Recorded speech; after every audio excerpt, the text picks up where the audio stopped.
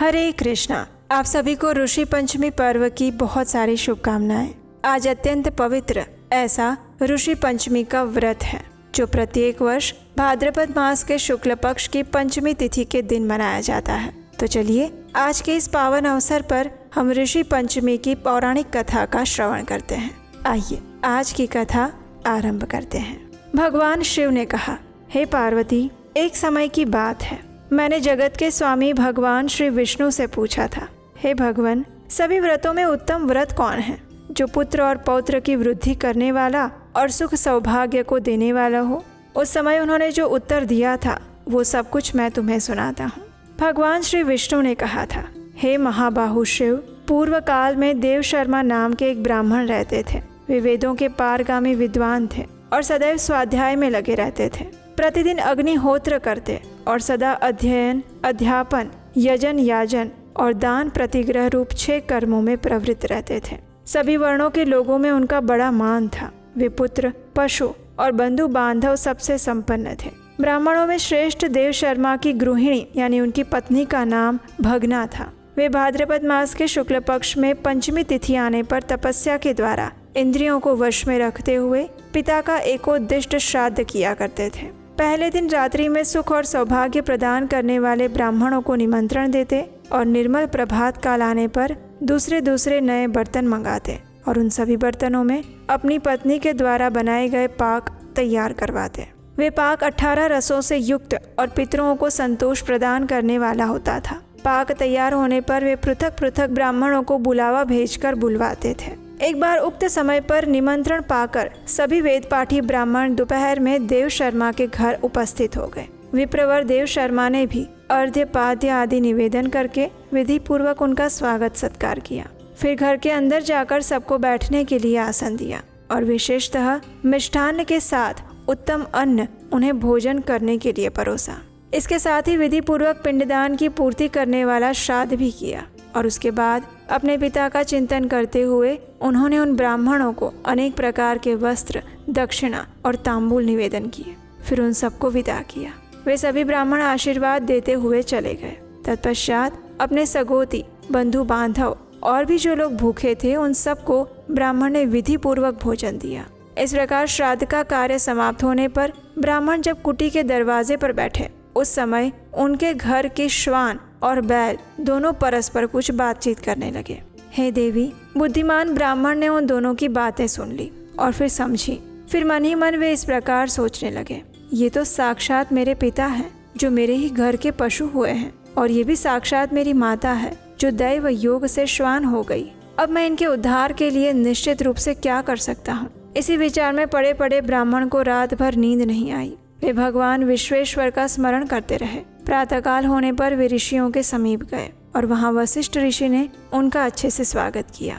ऋषि वशिष्ठ ने कहा, हे ब्राह्मण श्रेष्ठ, अपने आने का कारण बताइए। तब उस ब्राह्मण ने कहा, हे मुनिवर, आज मेरा जन्म सफल हुआ क्योंकि इस समय मुझे आपका दुर्लभ दर्शन प्राप्त हुआ है। आज मैंने शास्त्रोक्त विधि से श्राद्ध किया, ब्राह्मणों को भोजन कराया और समस्त कुटुंब के लोगों को भी भोजन दिया। सबके भोजन के पश्चात एक श्वान मेरे पास आई और मेरे घर में जहाँ एक बैल रहता है वहाँ जाकर उसे पति रूप से संबोधित करके इस प्रकार कहने लगी, हे स्वामिन, आज जो घटना घटी है उसे सुन लीजिए। इस घर में जो दूध का बर्तन रखा हुआ था उसे सांप ने अपना जहर उगलकर दूषित कर दिया है और ये मैंने अपनी आंखों से देखा था। ये देखकर मेरे मन में बड़ी चिंता हुई। मैं सोचने लगी, इस दूध से जब भोजन तैयार होगा उस समय सभी ब्राह्मण इसको खाते ही मर जाएंगे।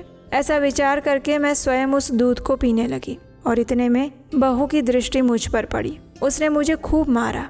मेरा अंग भंग हो गया है और इसी से मैं लड़खड़ाती हुई चल रही हूँ। क्या करूँ, बहुत दुखी हूँ। उस श्वान के ऐसा दुख का अनुभव करके चलने पर बैल ने भी उससे कहा, अब मैं अपने दुख का कारण बताता हूँ, सुनो। मैं पूर्व जन्म में इस ब्राह्मण का साक्षात पिता था। आज इसने ब्राह्मणों को भोजन कराया और प्रचुर अन्न का दान किया है, लेकिन मेरे आगे इसने घास और जल तक नहीं रखा।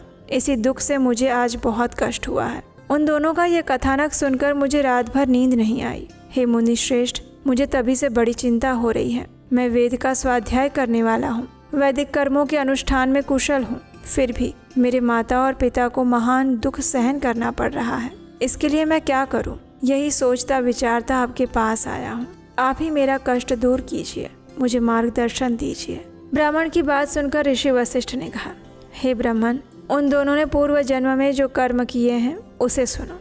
ये तुम्हारे पिता परम सुंदर कुंडिन नगर में श्रेष्ठ ब्राह्मण थे। एक समय भाद्रपद मास के महीने में पंचमी तिथि आई थी। तुम्हारे पिता अपने पिता के श्राद्ध आदि में लगे थे, इसलिए उन्हें पंचमी के व्रत का ध्यान नहीं रहा। उनके पिता की क्षया तिथि भी थी। उस दिन तुम्हारी माता रजस्वला हो गई थी, तो भी उसने ब्राह्मणों के लिए सारा भोजन स्वयं तैयार किया। रजस्वला स्त्री पहले, दूसरे या तीसरे दिन शुद्ध नहीं मानी जाती। चौथे दिन स्नान करने के बाद उसकी शुद्धि होती है। तुम्हारी माता ने इसका विचार नहीं किया, अतः उसी पाप से उसको अपने ही घर की श्वान बनना पड़ा, और तुम्हारे पिता भी इसी कर्म से बैल हुए हैं। ऋषि वशिष्ठ के मुख से ये सब सुनकर उस ब्राह्मण देव शर्मा ने कहा, हे उत्तम व्रत का पालन करने वाले मुने, मुझे कोई ऐसा व्रत, दान, यज्ञ और तीर्थ बताइए जिसके सेवन से मेरे माता पिता को मुक्ति मिल सके।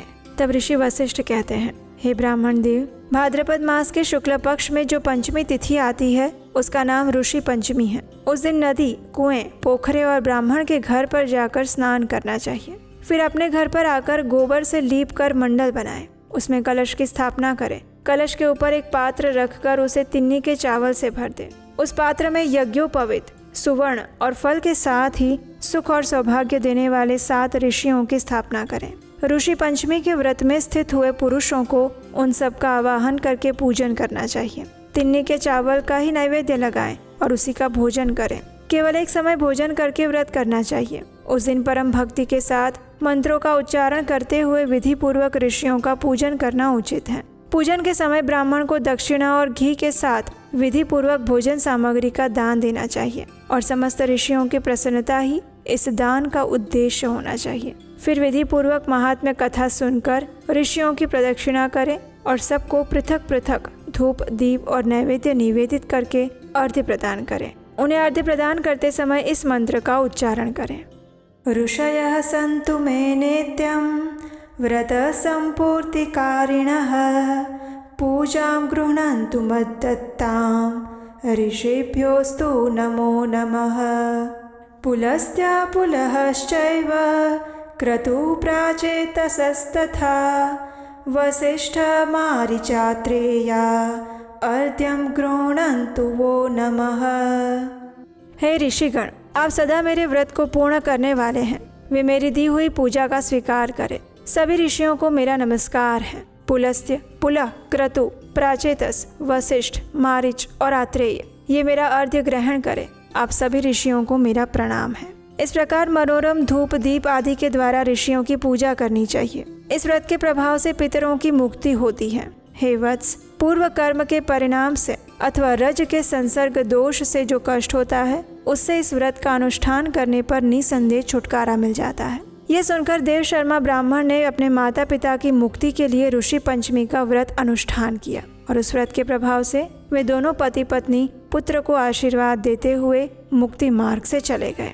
ऋषि पंचमी का ये पवित्र व्रत ब्राह्मण के लिए बताया गया है, लेकिन जो भी नरश्रेष्ठ इसका अनुष्ठान करते हैं वे सभी पुण्य के भागी होते हैं। जो भी श्रेष्ठ मनुष्य इस परम उत्तम ऋषि व्रत का पालन करते हैं वे इस लोक में प्रचुर भोगों का उपभोग करके अंत में भगवान विष्णु के सनातन लोक को प्राप्त करते हैं। और इसके साथ ही आज की ये ऋषि पंचमी की पौराणिक कथा समाप्त हुई। हमें आशा है कि इस कथा का श्रवण करके आपको ऋषि पंचमी व्रत के महात्म्य के विषय में भी जानकारी प्राप्त हुई होगी, और इस कथा का श्रवण करके आपका ऋषि पंचमी का व्रत संपन्न हुआ होगा। ऐसी सुंदर पौराणिक कथाओं और व्रतों की जानकारी प्राप्त करते रहने के लिए आपके अपने चैनल उपदेशाष्टकम को सब्सक्राइब करके रखिए, नोटिफिकेशन ऑन रखिए, और हम आपसे मिलेंगे ऐसे ही सुंदर जानकारी के साथ बहुत जल्द आपके अपने चैनल उपदेशाष्टकम पर। हरे कृष्ण।